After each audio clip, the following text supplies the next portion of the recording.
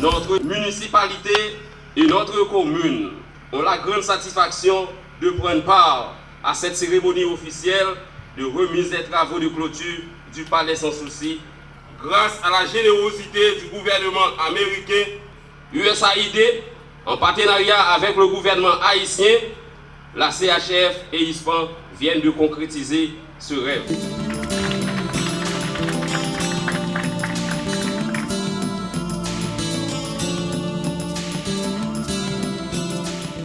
Ce projet conçu par l'ISPAN consistait en l'achèvement de la clôture historique par la mise en place d'environ 145 mètres linéaires de grillage en fer, dont le dessin s'inspirait de celui de l'époque du roi Henri Ier, et la fabrication de 2 barrières depuis l'entrée principale et longeant vers l'ouest la caserne des chevaux légers.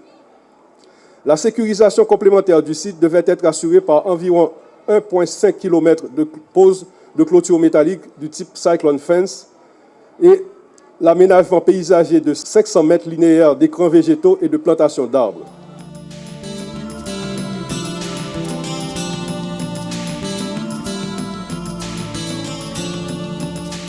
Au nom du gouvernement américain, je tiens à exprimer ma joie d'être ici alors qu'environ 6 000 touristes visitent l'Abadie chaque semaine. Seulement à peu près 30 d'entre eux se rendent sur le site qui fait partie du patrimoine mondial de l'UNESCO. Ce projet aidera probablement à augmenter le nombre de visiteurs et améliorer l'économie locale.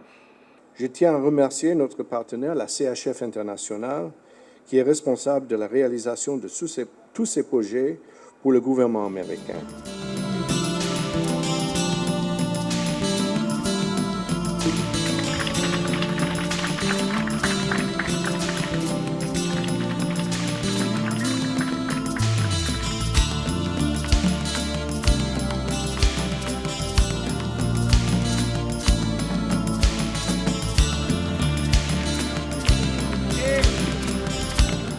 Ce palais a été construit en 1806 par le roi Christophe, comme vous le savez, et il a été détruit par le tremblement de terre du 7 mai 1842.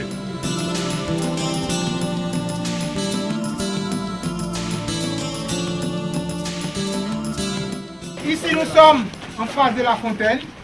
C'est une partie du palais qui est très importante dans la mesure où les 2 lions en bronze se trouvaient ici, l'un à chaque côté de cette fontaine. Ces lions symbolisaient la force du royaume du Nord.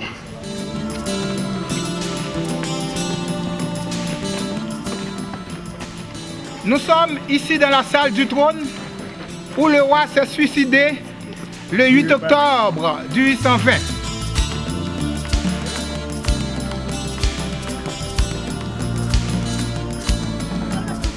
Je suis aussi très satisfait de la collaboration qui existe entre le secteur tourisme et le secteur culture, puisque finalement, il n'y aura pas de tourisme sans la préservation des monuments historiques, et le tourisme est le seul secteur économique à pouvoir apporter un appui financier cohérent à la protection du patrimoine. Ce n'est pas la première fois que la CHF est un but dans un projet tel quel dans le tourisme.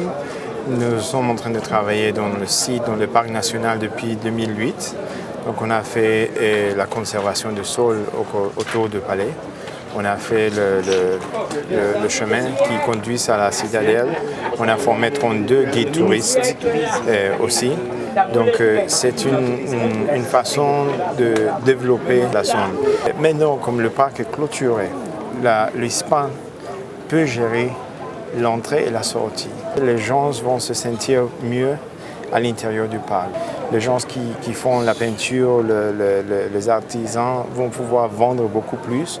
C'est un plaisir d'avoir travaillé avec le ministre du Tourisme, l'ISPAN et avec le fonds de la USAID, mais on souhaite pouvoir continuer.